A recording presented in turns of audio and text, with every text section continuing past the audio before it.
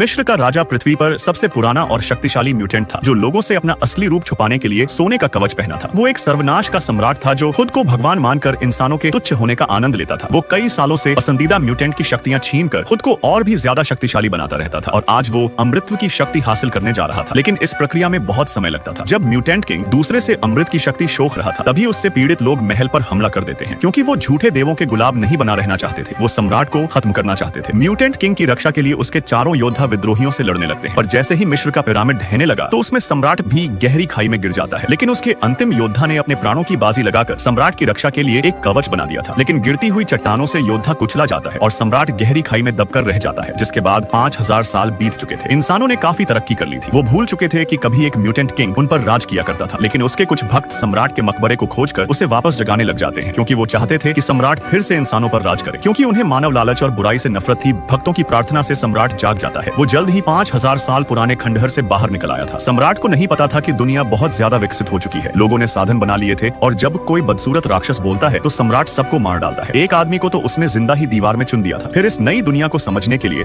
सर्वनाश का सम्राट टीवी देखकर पूरा आधुनिक ज्ञान तेजी से सीख लेता है। उसे पता चला कि कमजोर इंसान ताकतवर हथियार बनाकर खुद को भगवान समझ रहे थे, जिससे सम्राट गुस्से में सोचने लगता है कि मानवता भटक चुकी है, क्योंकि उसकी दुनिया में लालच और बुराई जैसा कुछ नहीं था। अब सम्राट इस दुनिया में नया मिस्र का राज्य स्थापित करके फिर से शासन करने की सोच लेता है। उसने अपने लिए नए योद्धाओं की शक्तियों को बढ़ाकर उन्हें ताकतवर बना दिया था। तभी प्रोफेसर को उस सर्वनाश की ऊर्जा तरंगे दिख जाती है, लेकिन जल्दी उसे पता चला कि सम्राट उसका ही दिमाग कंट्रोल करने लगा था। उसने प्रोफेसर के दिमाग से सारे देशों के परमाणु हथियारों को इकट्ठा करके अंतरिक्ष में भेज दिया था, जिससे पूरी दुनिया परमाणु बम से मुक्त हो गई थी, जो सम्राट का पहला कदम था। फिर सम्राट अपने साथियों की मदद से बेहोश प्रोफेसर को पकड़कर दूसरी जगह पर ले आता है। सम्राट का कहना था कि वो हजारों सालों से पुनर्जन्म लेता आ रहा है। उसमें कई महान शक्तियां थी, लेकिन वो हमेशा से दूसरों के विचारों को कंट्रोल करने की शक्ति पाना चाहता था और आज वो शक्ति भी उसे प्रोफेसर से मिल जाएगी। सम्राट शहर को तबाह करके टूटे पत्थरों से एक नया पिरामिड बनाता है, जहां वो प्रोफेसर को अंदर ले जाकर उसकी शक्तियां वैसे ही हड़पना चाहता था जैसे उसने 5000 साल पहले अमृतत्व की शक्ति हड़पी थी। इस शक्ति पाते ही उसके लिए पूरी दुनिया पर राज करना बहुत ही आसान हो जाएगा। लेकिन प्रोफेसर को बचाने के लिए उसके साथी तुरंत पिरामिड आ पहुंचते हैं और म्यूटेंट योद्धाओं से लड़कर उनको भड़काने लगते हैं, जिससे मौके पर नाइट क्रॉलर चुपके से पिरामिड में घुसता है और प्रोफेसर को तुरंत लेकर विमान में टेलीपोर्ट हो जाता है। और जब यह बात सम्राट को पता चली तो वो गुस्से में पागल हो गया था और सबको मारने लगा था। यह देख मैग्नेटो भी अब उसको रोकने लगता है, क्योंकि मैग्नेटो जानता था कि अगर सम्राट सचमुच दुनिया पर राज करेगा तो यह दुनिया नरक बन जाएगी। इस तरह सारे म्यूटेंट मिलकर उस पर हमला कर देते हैं, लेकिन सम्राट के पास हजारों सालों की शक्तियां थी, जिनके सामने सब कमजोर पड़ चुके थे। जब सबकी जान खतरे में थी तभी प्रोफेसर से भी ज्यादा शक्तिशाली जीन मैदान में उतरती है, जिसके पास फिनिक्स की शक्ति थी। वो प्रोफेसर के निर्देश पर फिनिक्स शक्ति से म्यूटेंट किंग को खत्म करने लगती है। मैग्नेटो ने भी उसको भागने से रोक दिया था, जिसके चलते शक्तिशाली जीन की फिनिक्स शक्ति के सामने म्यूटेंट किंग टिक नहीं पाता। जीन ने उसकी हर एक कोशिका को जलाकर राख कर दिया था।